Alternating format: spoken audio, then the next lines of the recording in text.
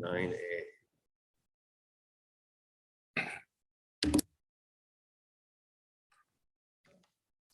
A long meeting. A couple of them. No. Kitchen Oh, wow. and Dave back there. Early lunch, yes, I'd rather do that than try Costco.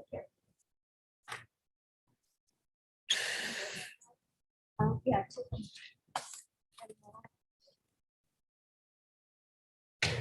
And Dave back there and Chris.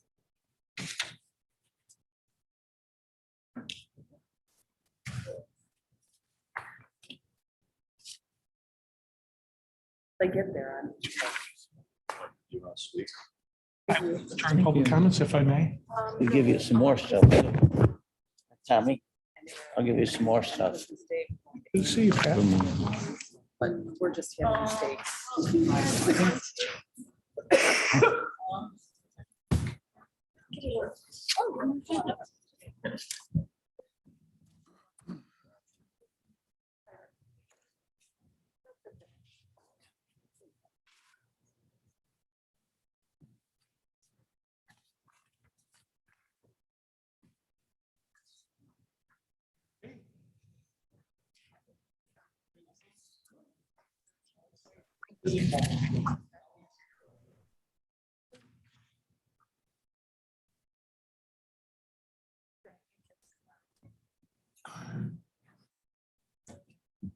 They collected more taxes than. That clock's a little slow. Okay, the hour being 9 a.m., we'll begin the meeting. This is the Kane County Transportation Committee for Tuesday, December 21st, 2021. I'm Drew Fraz, the Transportation Chair. I would like to have a roll call. Iqbal, Present. Berman. Berman. Kenyon, Here. Caius, Guys present. Opie. Wojnicki. Martin, Martin present. Heerog. Shepro, Shepro present. Oh. I was here. you have a quorum. Okay, we have a quorum. And Mr. Burman just came online, I believe.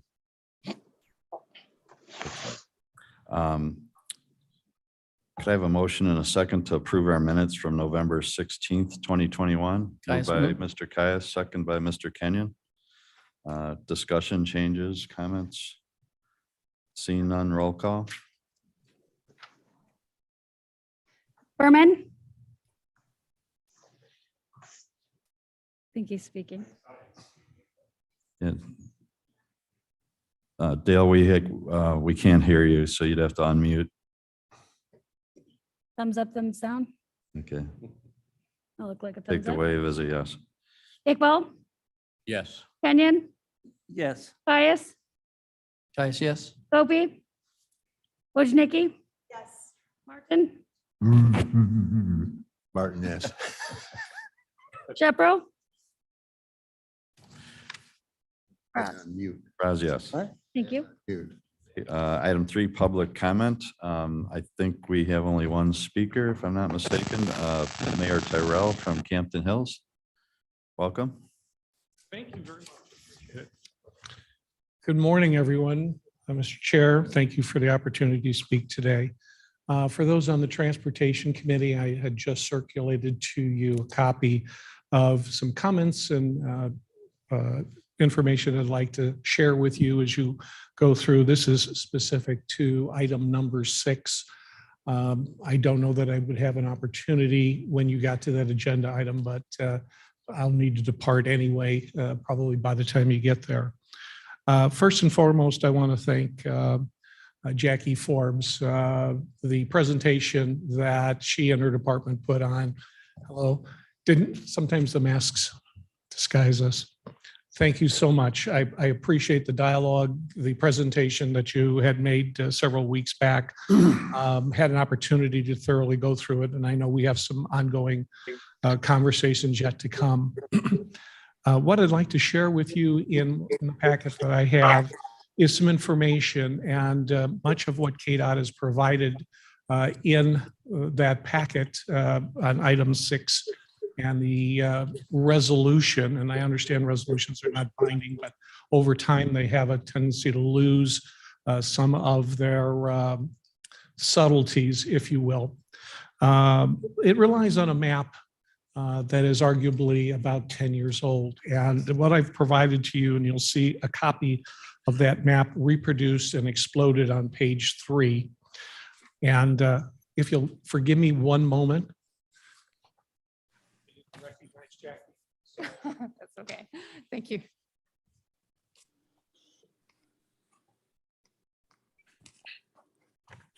I've exploded that map to identify the text that is on page 1 and continues on into page 2.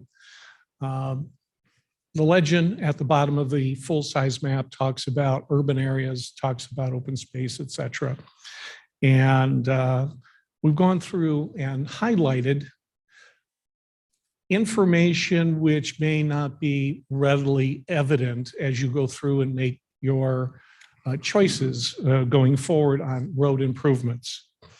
I've taken that information and using generally accepted numbers, identified each and every one of those on page 1 by its identity: Garfield Farm, Mungerson, Campton Forest Preserve, with the exception of Campton Forest Preserve, I think, which has been long-standing. All of those other entities were not identified in a dated map as being permanently out of future development. Taking those Garfield Farm, 323 acres, and as noted, we would assume well and septic in our area. Notably, that would mean 1 unit per acre. Where those properties fall into the Elgin FPA, those are also noted. And using the ponds of Stony Creek as an example, which is 4 units per acre, we would identify the number of housing units. It is generally assumed, depending on whose numbers you use, if you use IPA, it's 3.5 residents per household. We notched that down to, I think, a more palatable 3.0 residents per unit. And in the brackets bolded would be the estimated number of residents in those areas which are not available for residential development. Okay. So these are all along the Olafox, Corin corridor. The village of Campton Hills would represent, that corridor represents a very, very significant portion of Campton Hills. We take up a huge chunk of that corridor. And if you get down to the end, the potential residents removed are 13,616. Again, these are all best estimates based on the background that I've provided you of 3.0. One that I think is of particular significance and will highlight this, if you look at page 3 of the map, you'll see Meisner-Corin. That was going to be Elgin. That was part of the big push Elgin had many years ago in their big extension west. Those of you on the board also serve on the Kane County Forest Preserve, and thank you very, very much for the foresight in whatever negotiation took place that took that residential development of 377 acres times 4 out of the development. It's a tribute to the efforts of the Forest Preserve and the members of that board. 13,616 residences will not be available in that corridor.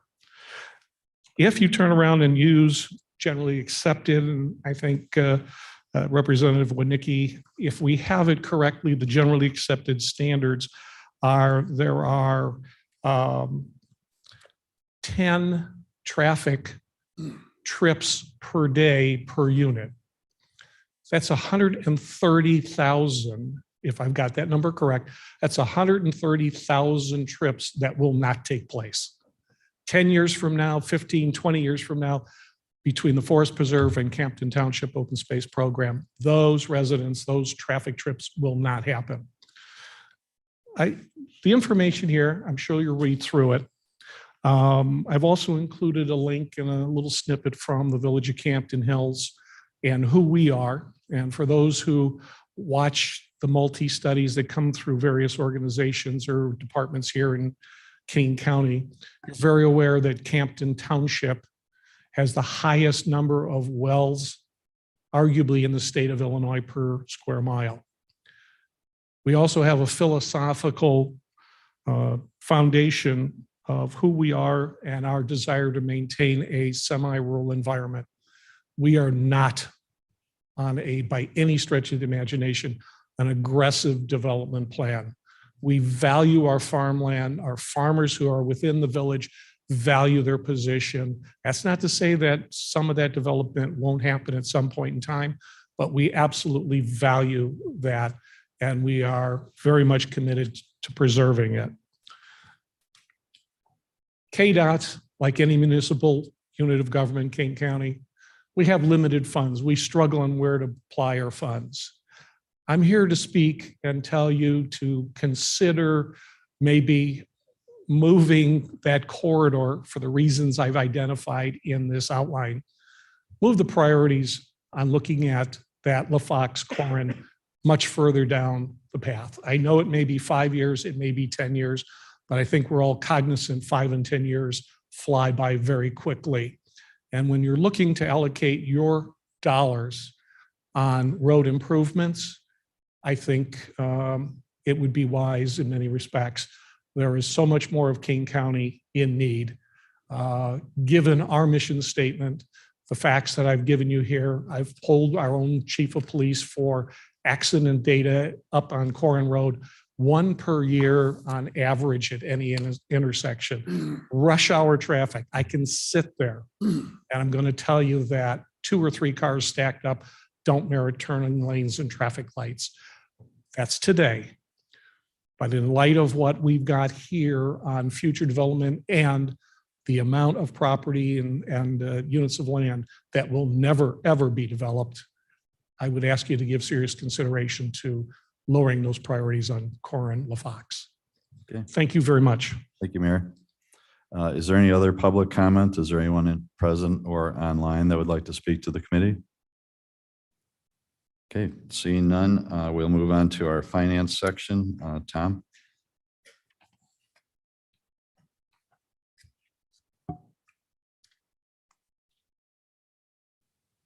Bear with me for 1 second. I'm trying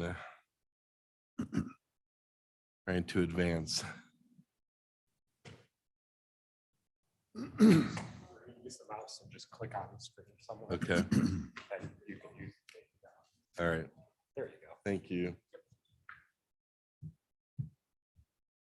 You have the finance reports in front of you. At least at this point in time, I don't have anything to add except for that staff is starting to work on the Transportation Improvement Program, which is our 5-year financial plan.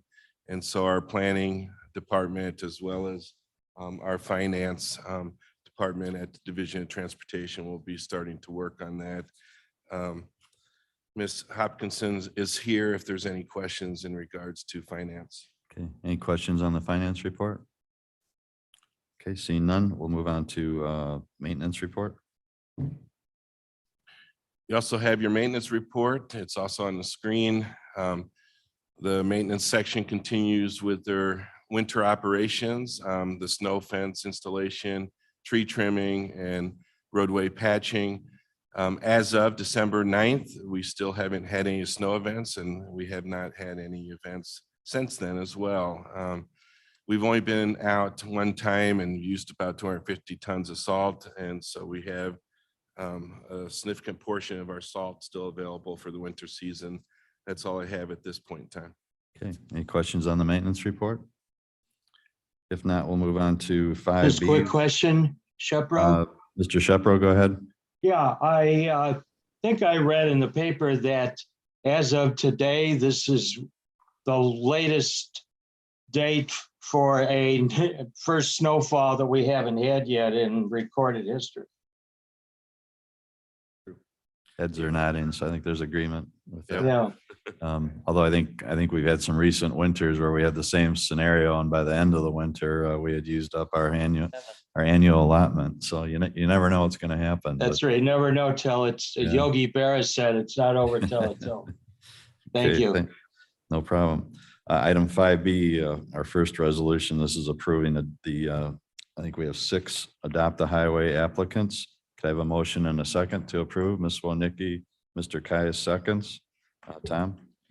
Yeah, we have 6 applicants. We have St. Pat's Scout Troop 10 on Silver Glen Road. We have the Kane County Democrats on Kirk Road, Grace Lutheran Troop 46 Empire Road, Lucky Maple 4-H Group on McGuff Road, Women of the Moose in Elgin on McLean, and the Roberts family on Harmony Road. And staff is recommending approval.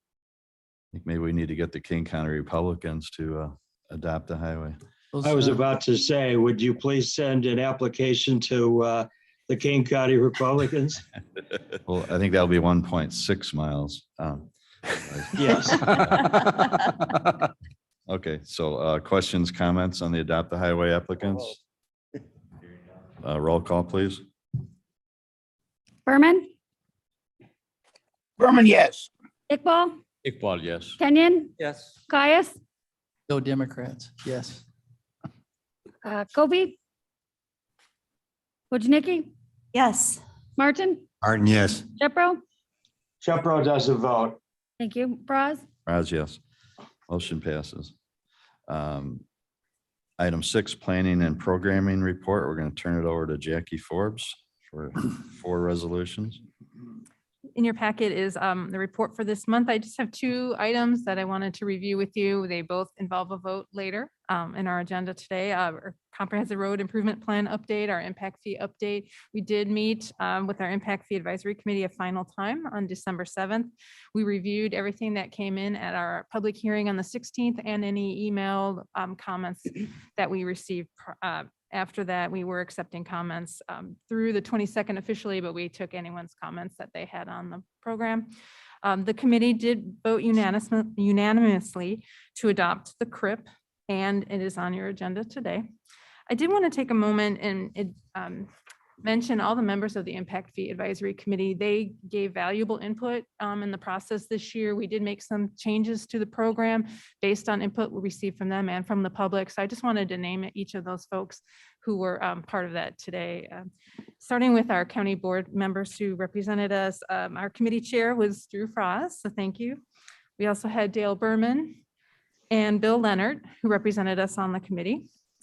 We had Annette Kalovic from the Realtor Association of the Fox Valley, Daniel Olsom from the Crown Community Development, Ken Franzese from Lee and Associates of Illinois, Court Earhart from Earhart Construction, John Hall Jr., John Hall Custom Homes, Greg Ellsbury from Teamsters Local 179, Fox Valley Building and Construction Trades Council, Mayor Shelkey from the City of Batavia, President Pickett from the Village of Sleepy Hollow, President Ward from the Village of South Elgin, Steve Super from the Village of South Elgin, Mayor Irvin from the City of Aurora, and Alex Alexander from the City of Aurora. They truly represented each of the sectors. The statute does require that we reach out to these various sectors to be on the committee, and you heard who we were talking to, people who are involved with that impact fee program and are affected by it every day. So just want to give thanks to them. You also have information on the report about the Ride and Cane transition, how it continues to move forward. There are a couple of agreements for you today that help continue this process for the transition of the program to us. And finally, I wanted to make a note on the impact fee program report that you have. It is through November 30th. However, there may be a few changes yet just based on end of year. So don't look at that yet as the final 2021 report. We do have some changes that might come in the next couple of months. So I think that concludes my report. Thank you. Any questions for Jackie? If not, I think we will go ahead and take items B and C, 6B and 6C together. They're both agreements with the RTA as far as funding the Ride and Cane program. So could I have a motion to approve items 6B and 6C? Martin moves. Martin moves, Paul seconds. Jackie, Actually, I think Jennifer's. I'm gonna sorry, handle these two. Jennifer. That's okay. Jennifer will fill us in. No problem. Good morning. As we discussed last month, when we started rolling out the documents necessary to do the Ride and Cane rollout and in transition, we mentioned that we would be bringing you a series of documents. So what you have in front of you today are two documents that allow funds to flow to the operation of the program. The first is for the Section 5310 funds, and that provides 2.45 million in operating funds for rides for people 65 and over and individuals with disabilities. The second document is for Job Access Reverse Commute, or JARC funds, and those funds provide for the prior groups that I mentioned, and also allows qualifying low-income people to access the trips for work-related activities. So that amount is $824,000 and change. So I wanted to note that these two fund sources are in addition to the original grant award that the Ride and Cane program seeked out through the call for project in 2021, and that was 2.66 million. So we have funds coming in to operate the program starting immediately upon approval of these documents. Thank you. Any questions for Jennifer? Seeing none, roll call, please. Berman, Berman, yes. Iqbal, yes. thank you. Iqbal, Iqbal, yes. Kenyon, Yes. Pius, Bias, yes. Gopi, Wojnicki, Yes. Martin, Martin, yes. Bros. Raz, yes. Passes. B and C pass, and I think we'll go ahead also and take 6D and 6E together. They're both, one's a resolution and one's an ordinance related to all the work that Jackie just described related to the impact fee committee's work. I need a motion and a second for the. Martin moves. Martin moves, Winicky seconds. Jackie, you want to just take us through those two? Sure. The way the statute's written, we should take these two separate, we can approve them together, but we Okay. had to present them to you So separately. we'll take them separately. Do the motioner and seconder mine. We'll just go back to 6D separately. Martin moves. Martin and Winicky also. Yes. So 6D, go ahead, Thank resolution. you. Yeah, so this is the comprehensive road improvement plan associated with the road improvement impact fee ordinance. So the plan includes all of the projects that we've identified as having potential deficiencies in the future. And it also includes, I believe the impact fee schedule is part of the CRIP. If not, it's part of the ordinance. I apologize. But those documents were included in the agenda packet. This is the culmination of a little over a year of working with our impact fee advisory committee, and then as staff a little bit longer than that with our consulting firm. So following all the requirements of the statute to do this update. So this is the first part of the two parts that we have today for your approval. Okay. Comments? Ms. Winicky? I just have a few comments to read into the record. So I'm going to focus on page 260, table 4-2, scope of proposed improvements. Number 7, Burlington Road at Olafox, portion north of Route 64, installation of a traffic signal. And I do understand with talking with our chairman that this is maybe a few years, it could even be 10, 20 years down the road, but this is still very important, no matter how many years go by. Installation of a traffic signal at this intersection is an invitation for a cut-through traffic. The cut-through traffic avoiding Randall Road when traveling north. Families in our communities, they walk south on Old LaFox Road. They ride their bikes to access the Great Western Trail, along with the various retail that we have in Wasco, a McDonald's, a coffee shop, and ice cream, pizza, whatever it may be. There are no sidewalks for walking safely to the trail or to downtown. Also, Brown Road, which meets Old LaFox Road to the east, is home to the Anderson Farm and many residential homes existing on Brown Road, very residential. Again, an invitation for a cut through, and again, families walking on the shoulders of Brown Road to access the Great Western Trail. Yes, this is Dale. Again, no sidewalks available.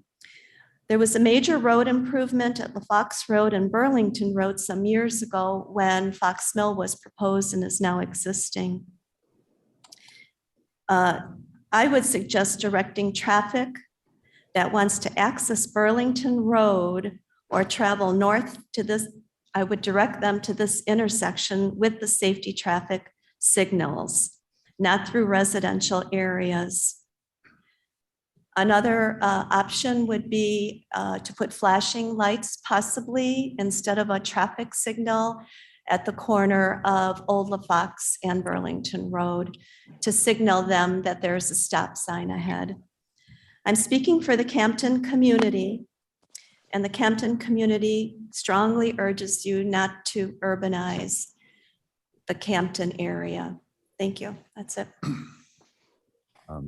I guess just to follow up on that, long-term planning is just what it says. It's long-term planning, and these intersections have been identified for very long-term possible signalization in the 10 to 20-year range.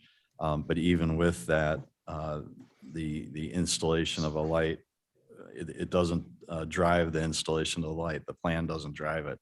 What would drive that is the warrants and traffic counts. So regardless of what the plan says, they would not go forward unless the intersections met those warrants. Mr. Rickard? Yeah, just to add a couple things. I think that we concur with the sentiments that have been said this morning, both from the village president and yourself. These intersections were originally put in 2004 and adopted by the county board in 2004. It hasn't been staff's desire or nor has the data supported an immediate transition. It was part of the modeling exercise that occurred at that point in time. Some of the data, even the employment and the population data, was a little bit higher in some of the iterations in the past. So I don't see anything happening in the near term, especially at that intersection. We've even worked with the area to realign Old Olafox Road into Brown Road, where it's now a T intersection instead of a straight through shot. And so our desire is very similar. I think we've tried to do traffic calming on that road in the past. And so we'll continue to look at this and let you know as data changes and if there is any thoughts or concerns. For now, if you look at the map, it's not up there anymore, but oops. What page are you on? Oh, I need to reshare. Okay, hold on.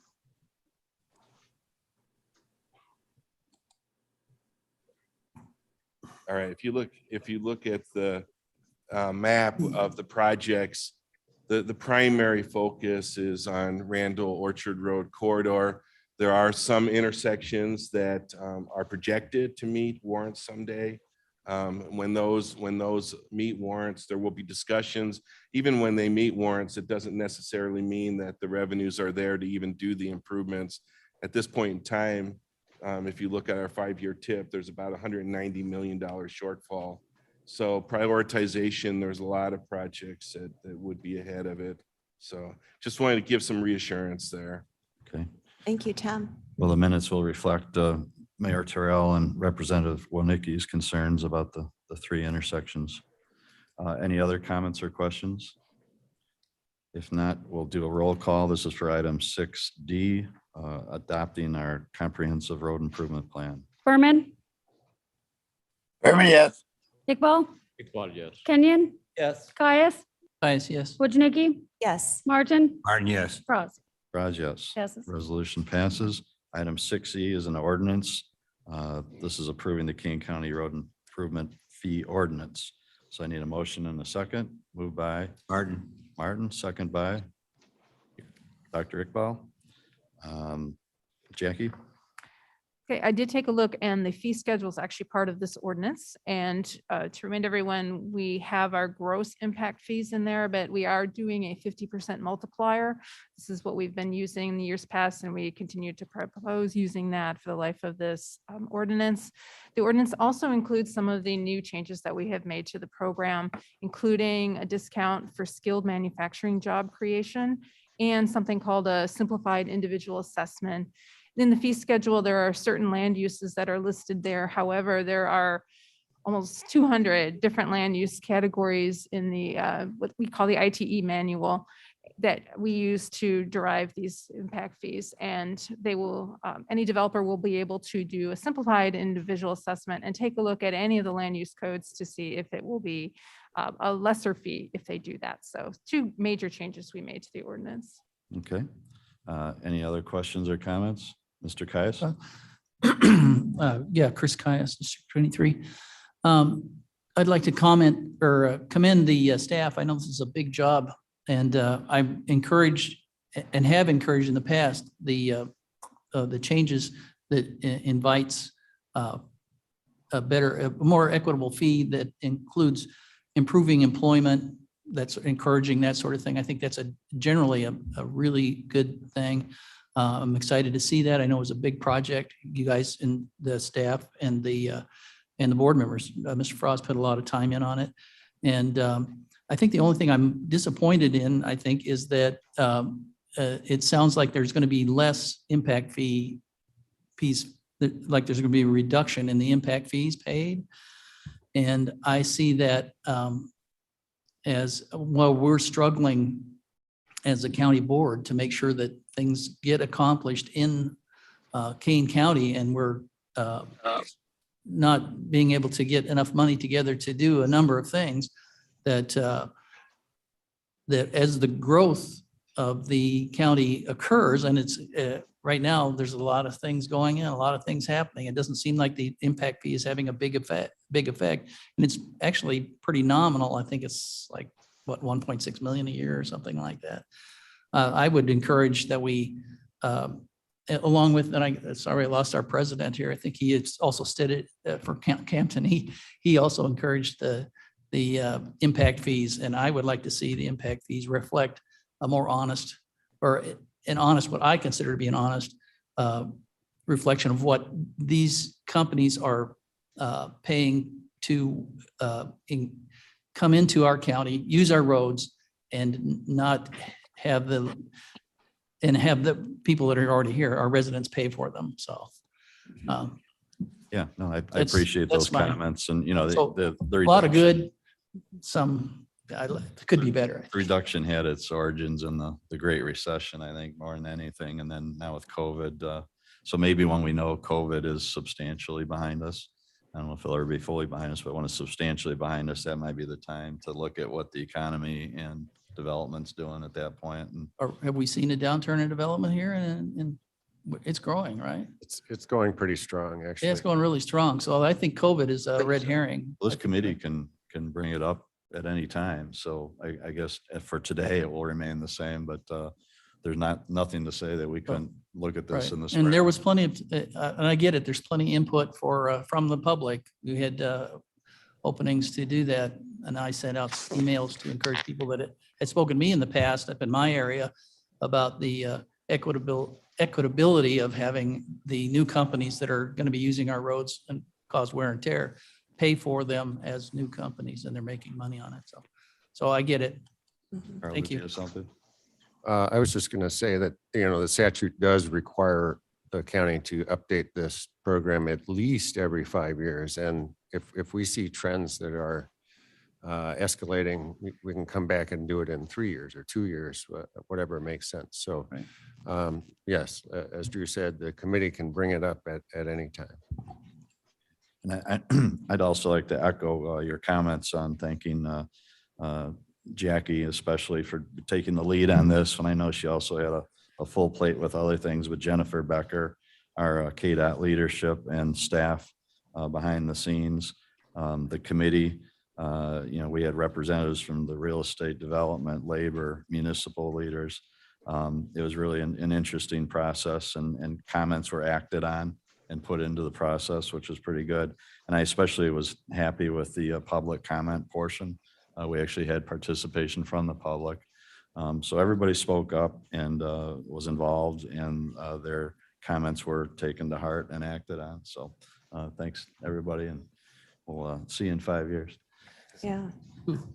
Yeah, probably. Raise those prices. Yeah, the committee will probably bring this up well before too, I think. I'm sure. This one, Nikki? Yeah, I'd just like to echo what Mr. Cayos and what you just said. Thank you, staff. It is a big undertaking to handle all of that.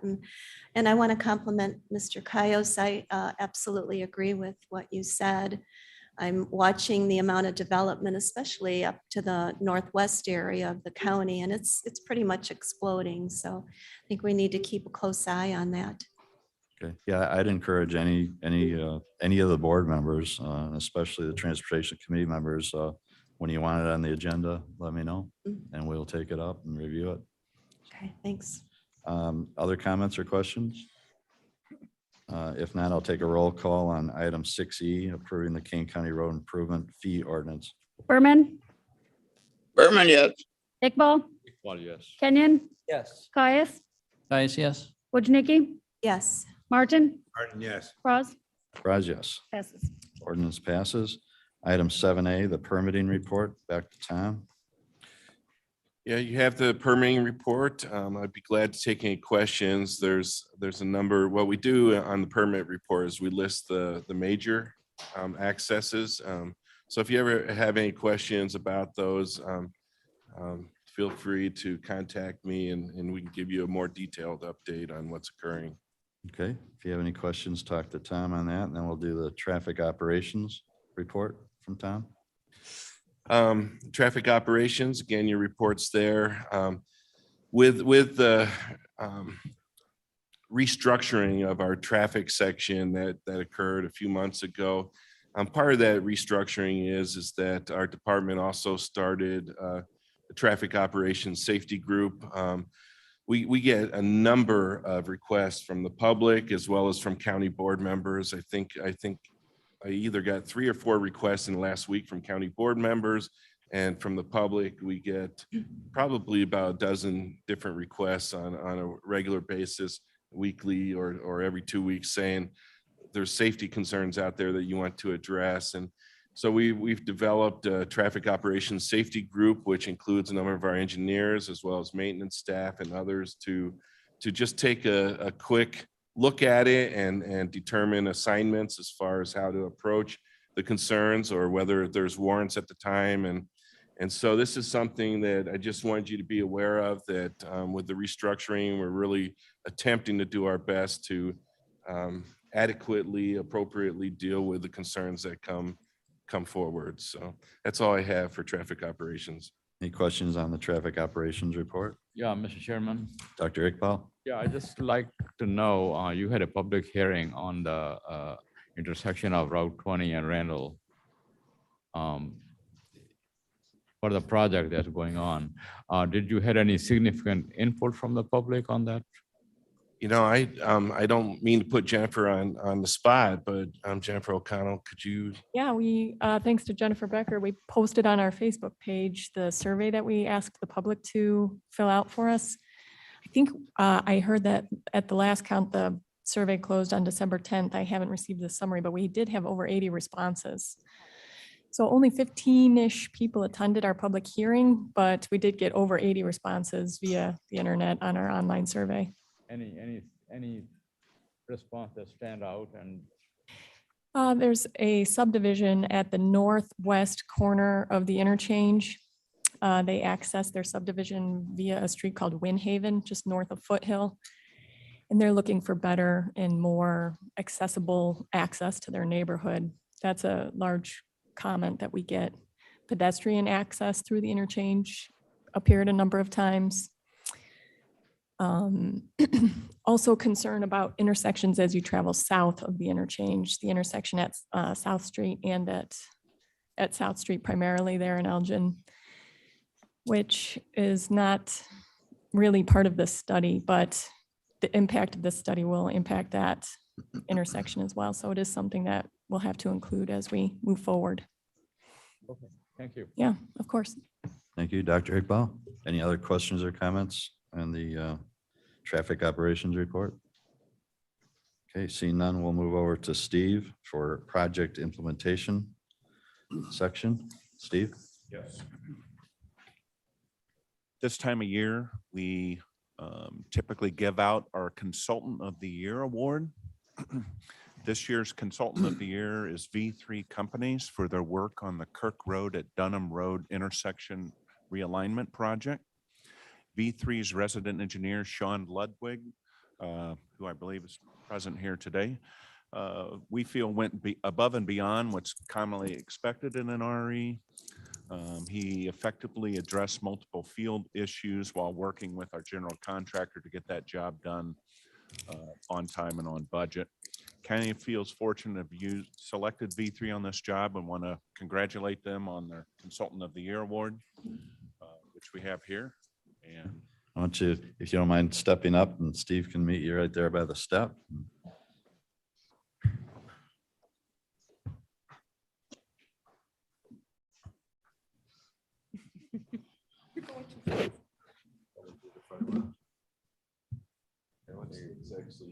Mr. Chairman, Shepro?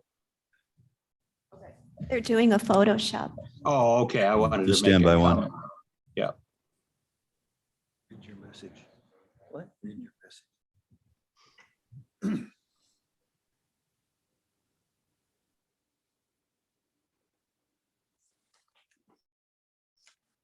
One, two, three. Roundabouts. Oh, stoplights.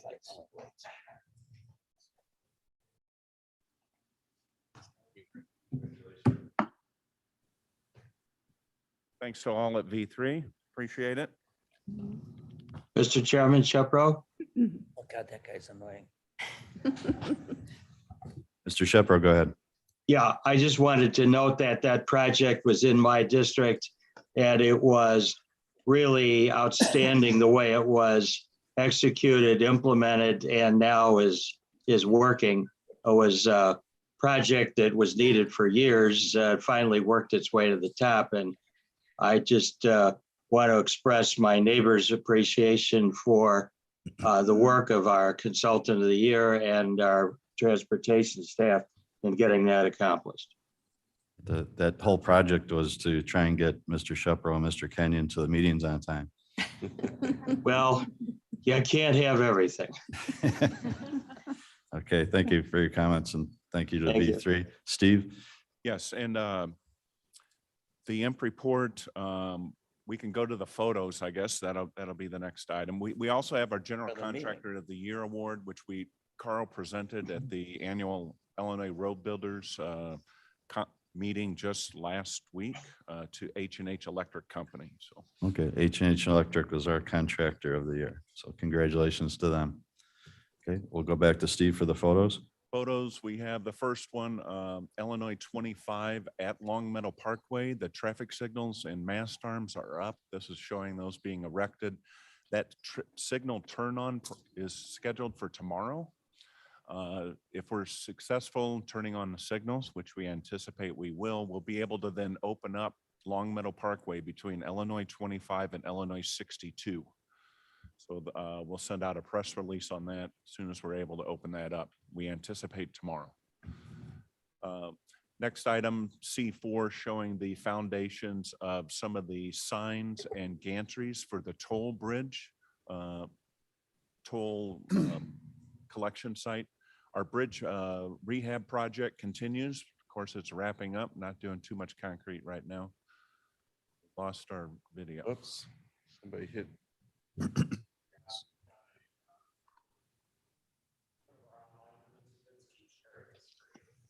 Okay. We had a photo, next photo was the intersection we just talked about, Kirk at Dunham, showing that completion.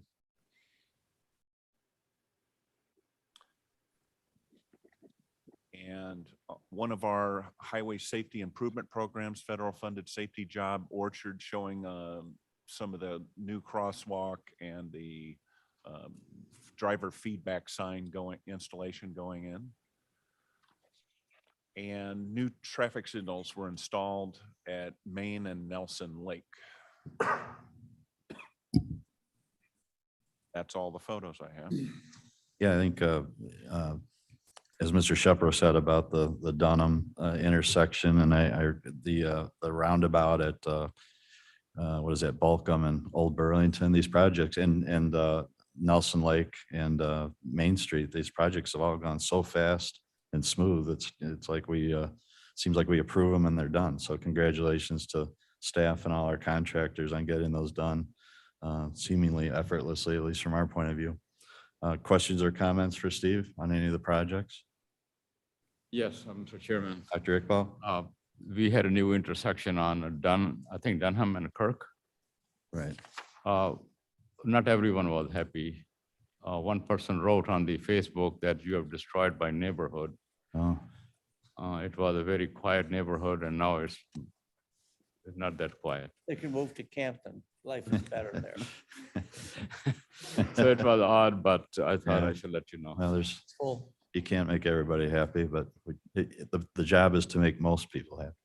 So, okay, so then we'll move on to item 9B, resolution approving engineering services. And we're going to have Colleen present this. Yes, good morning. Welcome. Thank you. Make sure you use your mic closely. Oh, That's am I close enough now? Yeah. There you go. Okay, Kdot has been awarded funding through the IDOT Highway Safety Improvement Program for a project on Plank Road from Romkey to Briar Hill. And we're here asking you today to approve a resolution for a contract with Kimley Horn Engineers to do the phase 1 and phase 2, so your preliminary and your design engineering, as well as your land acquisition work. Okay. I will ask for a motion and a second to approve this resolution. Mr. Caius moves, Ms. Walnicki seconds. Discussion or questions for Colleen? Seeing none, roll call, please. Berman, Berman, yes. Iqbal, yes. Kenyon, Yes. yes. Wojnicki, Yes. Martin, Martin, yes. Bras, Raz, yes. passes. Resolution passes. And then we've got a string of resolutions here, items C through H. And we'll turn back to Steve. The first resolution is approving an engineering services agreement with HR Green. This is for the 2022 structure safety inspections. Every 3 years, we go through QBS to select a new firm to do our structure safety inspections. Within that 3-year, what could be a maximum 3-year contract, we negotiate annually for the number of specific structures that need work.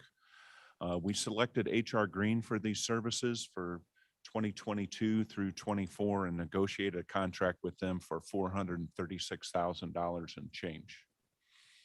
Okay. Need a motion and a second for this one. Moved by Kenyon Mr. moves. Kenyon, second by Dr. Iqbal. Comments or questions? Seeing none, hearing none, roll call.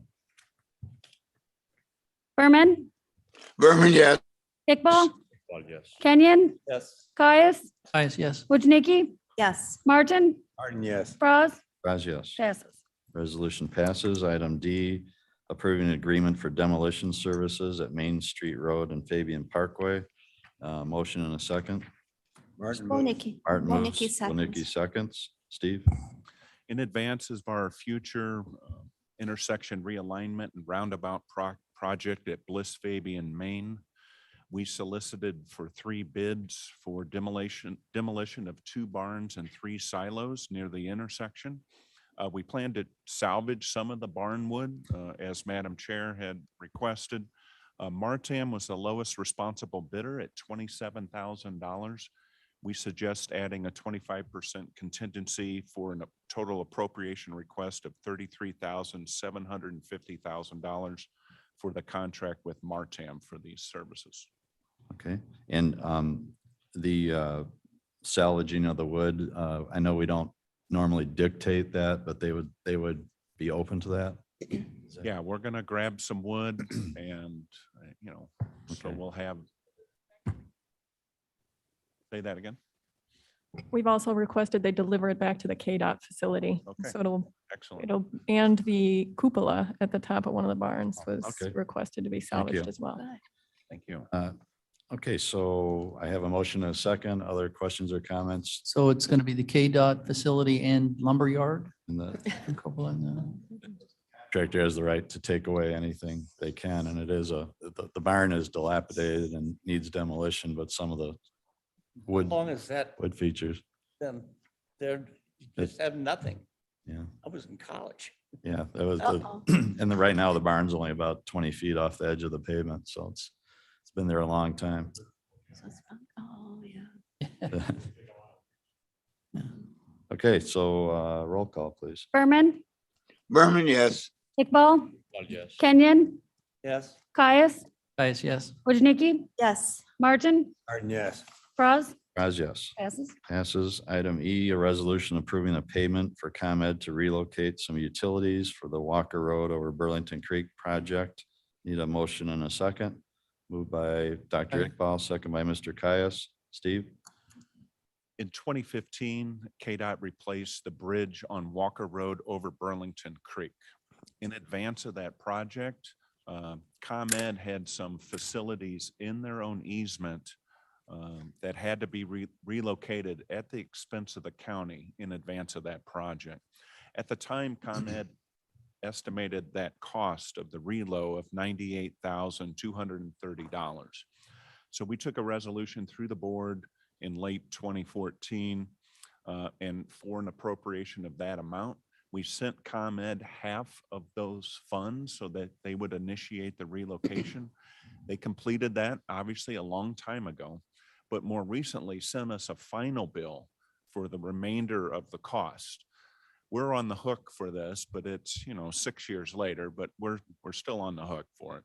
So we have half of that appropriation still left available, but we need an additional amount of $43,000 and change to pay the final bill of $92,000 and change.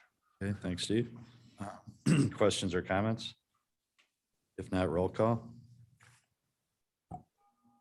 Berman, Berman, yes. Iqbal, Yes. Kenyon, Yes. Caius, Guys, yes. Wojnicki, Yes. Martin, Martin, yes. Bras, Raz, yes. yes. Okay, item F, a resolution approving an agreement with Duncan Solutions. This is for debt collection services. Need a motion and a second. I'll move. By Wojnicki Wojnicki, moves. second by Dr. Iqbal. Steve? Following the procedure established in the Long Meadow Parkway Toll Bridge Ordinance passed by the board last year, if a Long Meadow Parkway Toll Bridge user doesn't pay their tolls, resulting in a balance equal to or greater than $7 and the associated fees, that final invoice will then be sent. Well, I'm sorry, let me back up. If there's total unpaid tolls, we'll send a series of 3 consecutive toll invoices to the registered owner of the vehicle that traveled through the toll bridge. If they don't make a payment and we have an unpaid balance, then we can then send that final invoice to a debt collection agency. This is following what's in the ordinance. So working with our purchasing department, our tolling consultant, we went through a competitive RFP process to provide debt collection services. Also, to hire and utilize administrative hearing officers for toll users who want to present evidence of why they shouldn't be responsible for the tolls. And also this firm will administer toll payment plans should a person want to do an installment process to pay back their unpaid tolls. The selection committee found that Duncan Solutions was the highest ranked firm. They've have several contracts with the Illinois Tollway, so they're familiar with this process. So we've the contract is for an initial 6-year term. We also got approval from the Director of Purchasing and finance to do a 10-year term, which is sort of in line with our toll collection services and our back office services. The estimated cost for over the 10-year life is $200,000, and staff recommends approval of this contract. Okay. Questions or comments? Mr. Caius?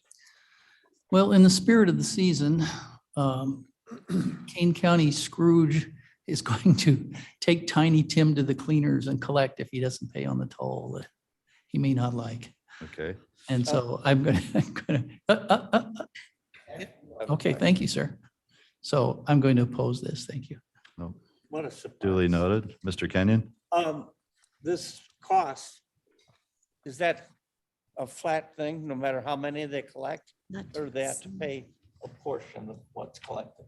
So Duncan Solutions, any fees that they are able to collect, they will then take 16% of that and give us the remainder. So they get paid basically based upon what debt they are able to recover.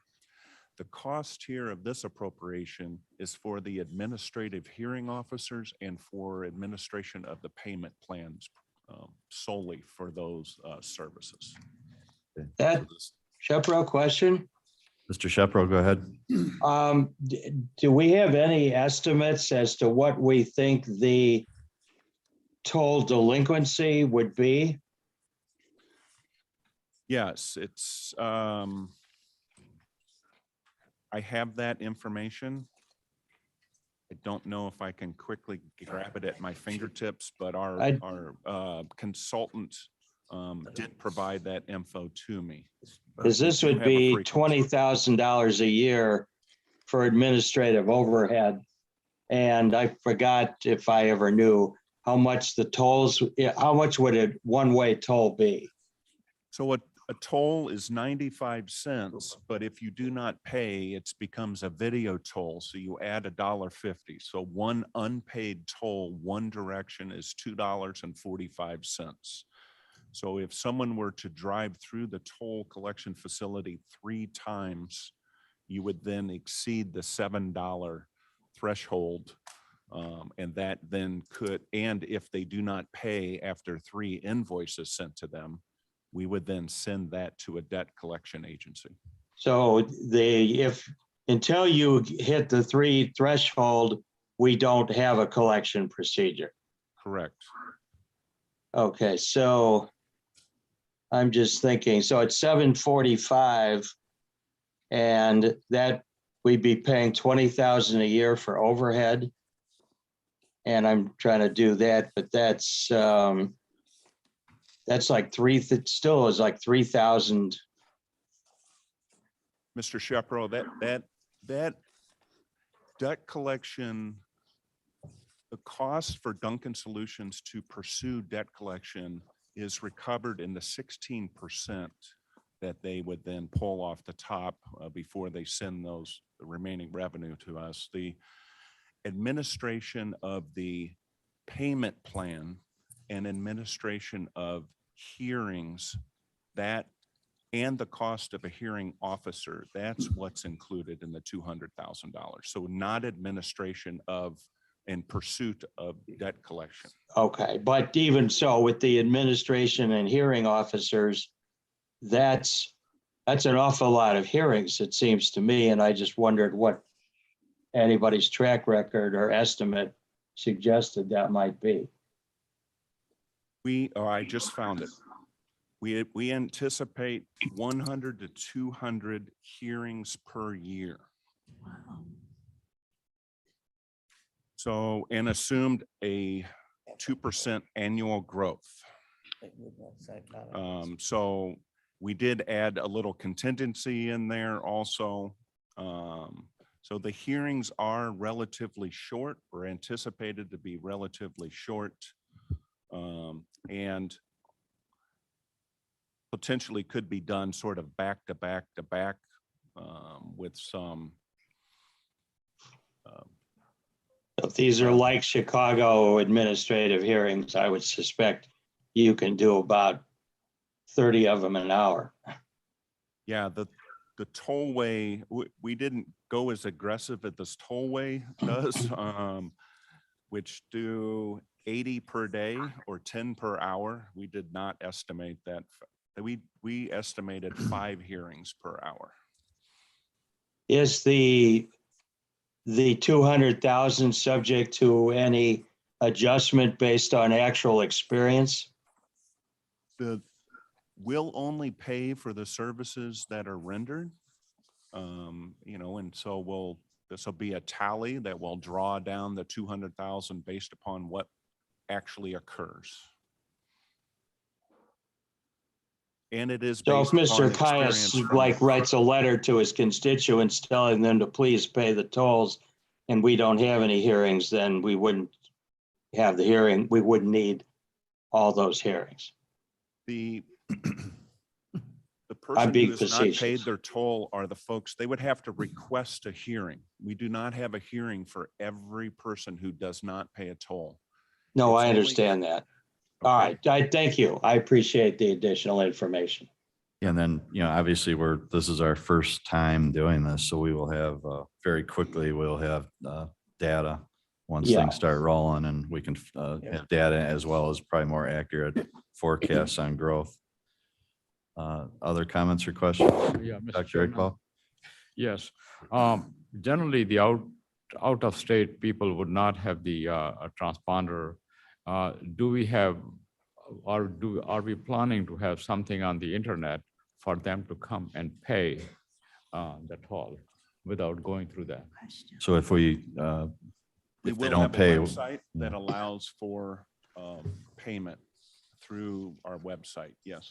I see. Okay. so there would be signage saying if somebody from Alaska is driving down the road and they pull on there and go through, they don't have an iPass, they'll see a sign that says, call this number, I assume. Yeah, the majority of our folk, well, we would have to have the address of someone from Alaska. So Okay. we'll have to pursue that before we can send an invoice to them. So So you'd have a picture of their license plate. we will have a Yeah. picture of their license plate. Yes. Yeah. Mr. Martin? Well, my understanding is that this problem is going to diminish over the years because increasingly all of these different pass companies interrelate. So Yeah, so over time, it's going to be less and less.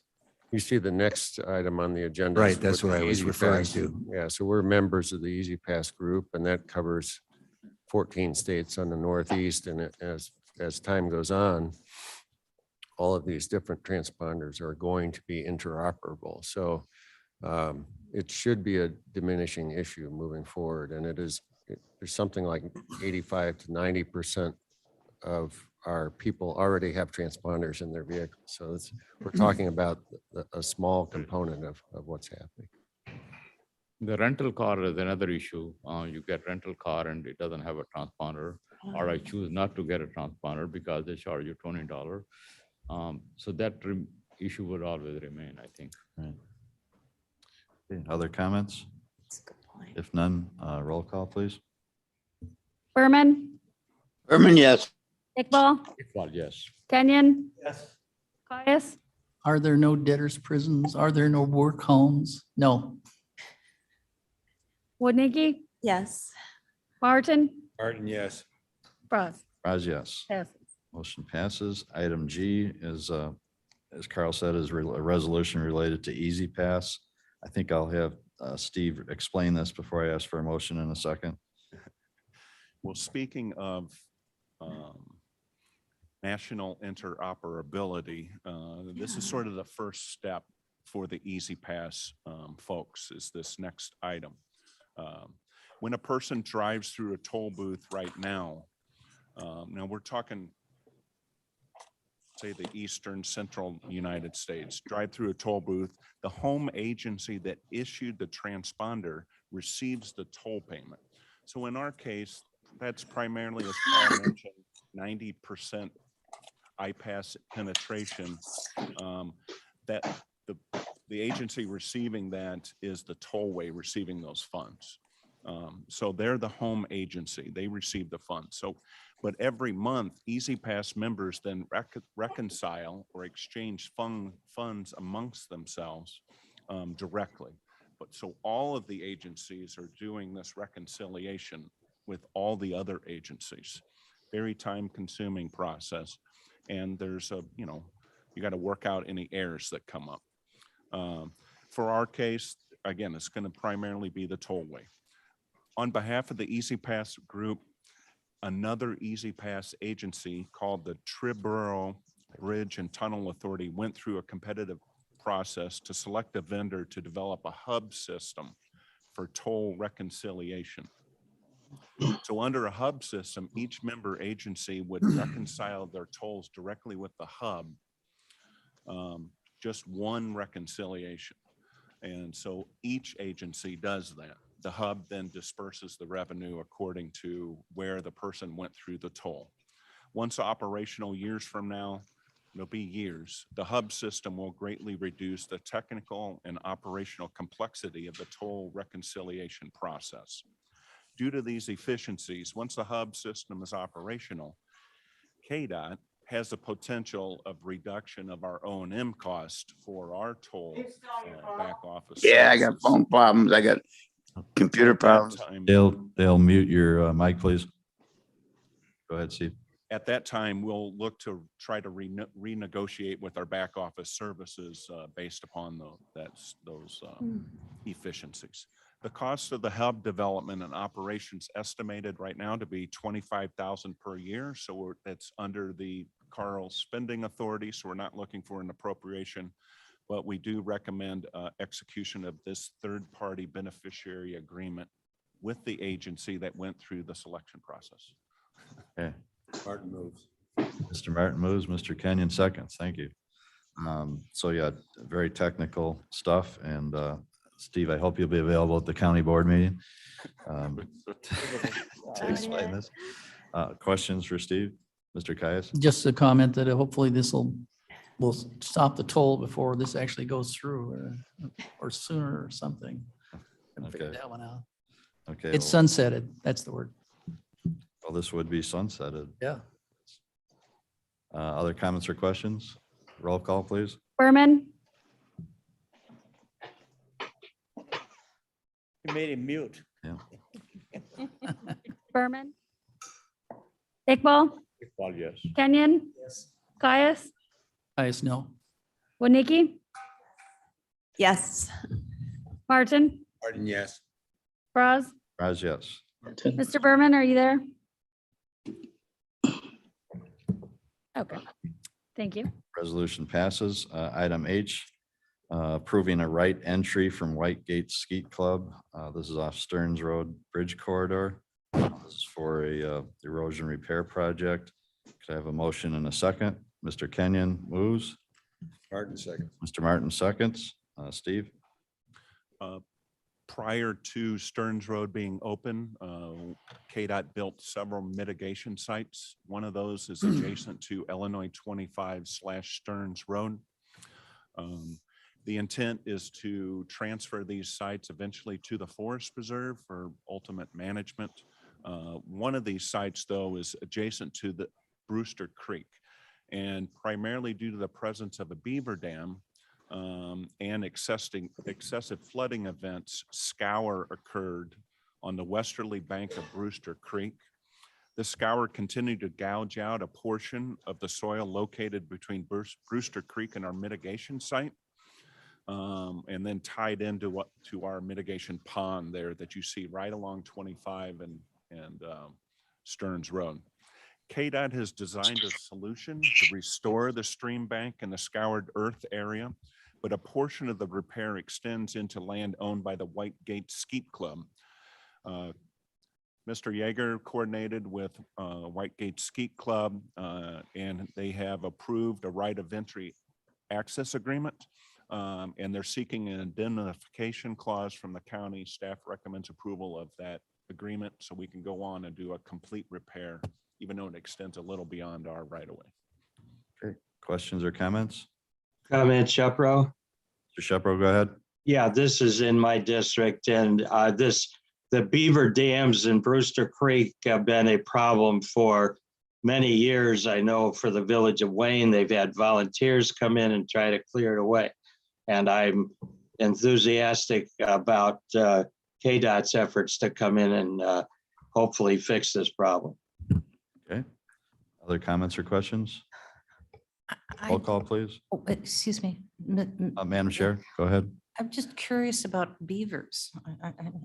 I know this, they're such a beautiful animal, and I know that they can do dams and damage, but isn't that just showcasing the fact that the Fox River is becoming a healthier environment, and the beavers are going to be a naturally occurring opportunity that I mean, I love. I'm just. No, Everywhere but right here. when they, There we go. I mean, how do we? Your backyard, no. How do we Gonna have to control? start wearing beaver hats again. on my property, we have Mill Creek, and we always tolerate the beavers. It's kind of fun to watch them, but they'll turn your yard into a lake. And somehow they survived here with the hunting club right there. I don't know how that happened, but Sky. Skeet, yeah. So is As this, soon as beavers is fly, that, you control. I mean, are we going to be destroying a natural habitat? we're doing erosion repair. I don't know if it This- affects the beaver dam. I don't know, Mr. Jager or Tom. This actually protects environment, the Brewster Creek corridor, which ultimately gets to the Fox River, but this is Brewster Creek right here, and it's a high quality area, high quality wetland. And what occurred with this erosion is it totally rerouted Brewster Creek. And so and we can't let that occur because it's going through an area that's not as high quality. We really want to make sure that we're protecting the Brewster Creek corridor. So that's the purpose of this, is to make sure that Brewster Creek retains its original corridor. We've temporarily got it blocked again, but it's a temporary fix. Shepro comment. Mr. Shepard, go ahead. Yeah, well, as Mr. Rickard just pointed out, when you think about it, Madam Chair, the biggest destroyer often of natural habitats are the engineers that build dams. And these little critters are engineers that build dams. And they can often, they have had a long history in this area of disrupting it. Every few years, you've got to go in and keep the creek where it's supposed to be. Thank you. Okay, Ms. Wolnicki. Yeah, just a quick comment, and Carl and Tom, you might remember this, Olafox Road and Campton Hills Road, when we had the flooding there, and it was due to the beavers it would be like the southwest corner on that private property. So they relocated the beavers to Garfield Farms because they were happy to take them. So, yeah. After hearing all of you, it's nature which we celebrate and want and value here in Kane County, interfacing with development and built stability, our built environment, and how that comes to play with each other. So I'm sure you're handling it with the greatest sensitivity, but I still just happen to really enjoy beavers. I think they're remarkable animals. They're quite industrious. Duly noted. Mr. Caius.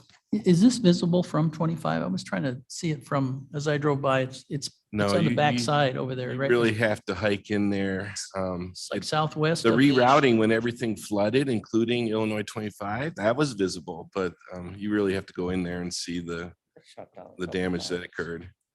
Flooded several times. Tolerate the beavers as long as possible until they start affecting our infrastructure. I have a motion and a second. So if there's no other comments, roll call. Berman, Iqbal, Iqbal, yes. Kenyon, Yes. Caius, Guys, yes.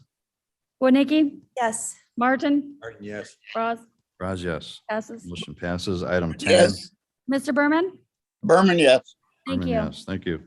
Item 10, that presentation has been, we requested that they put that off till January. That was St. Charles's fourth try at talking us into doing something at Route 64 in Randall. So I and staff suggested that they would, with our full schedule today, they would probably have a little more time and more receptive ears in January. So they put that off.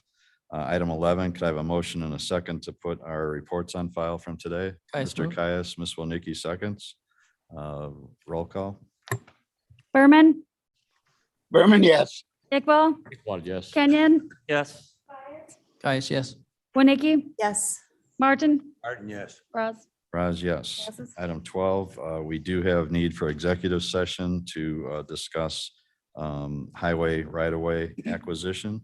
So could I have a motion and a second to go into executive session for Taking your- right-of-way discussion? Caius move. Caius moves, Dr. Iqbal seconds. All in, am I doing all? Okay, roll call to go into executive session. Berman, Berman, yes. Iqbal, Well, yes. Kenyon, Yes. Caius, Caius, yes. Opie, Winnicki, Yes. Martin, Martin, yes.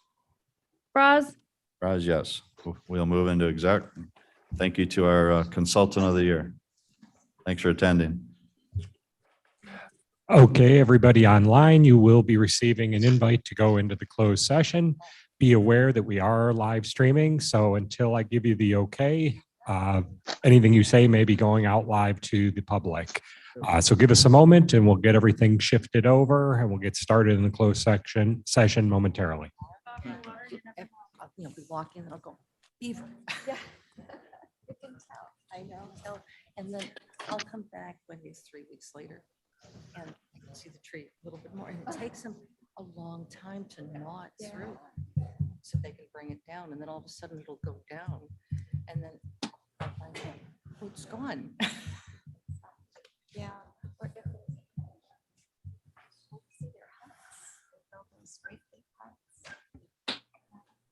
They're big animals.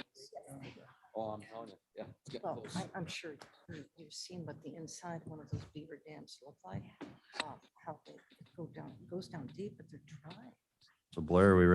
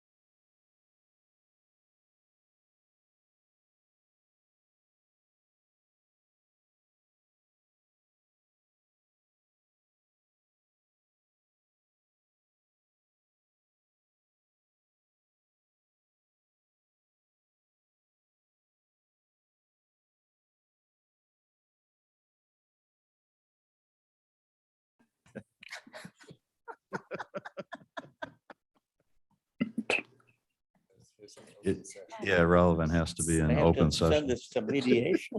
We only speak about irrelevant. If people can turn in the drafts. Oh, okay. Yeah, and please turn in your drafts since that property is still under negotiation.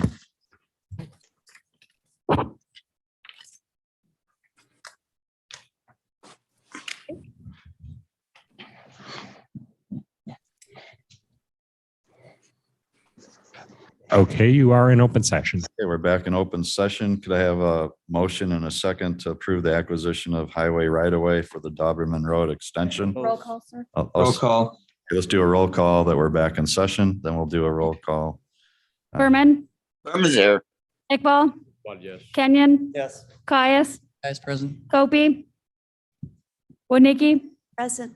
Shepro, Shepro present. Martin, Martin present. Pirog, Bras, Yes, and then I had a motion and a second, I think, Mr. I would Kenyon. move we buy it. Mr. Kenyon makes the motion, Dr. Ipal seconds that we pass the resolution acquiring the highway right-of-way for the Doberman Road extension. Questions or comments? Roll call, please. Berman, Berman, yes. Iqbal, Yes. Kenyon, Yes. Caius, Yes. Winnicki, Yes. Martin, Martin, yes. Bras. Raz, yes. Passes. Item 15 is release of closed session minutes. Do we have anybody from the state's attorney's office? going to defer that. We're going to defer item 15. Oh, they are here. So we will bring up item 15. We have to go, Transportation. we have to be in, do we have to be in closed session for that? We actually don't handle I'm sorry, I thought this was I'm here for a different closed session minutes. We don't handle the closed session minutes for this committee, so I've instructed who to contact regarding that. Okay, so we will defer item 15. Is there any new business from anybody on the committee or in present? Seeing no new business, I guess under new business, I'll just thank everybody for another year of hard work on the Transportation Motion to Committee. adjourn. And we're not ready for that yet. And thank everybody for their work on the committee and thank staff for another great year of hard work and getting some major projects behind us. So thanks again. Is there any public comment for non-agenda items? Anybody in person or online? Seeing none, I will take a motion to adjourn then. Mr. Kenyon makes a move and Dr. Iqbal seconds to adjourn. Voice vote.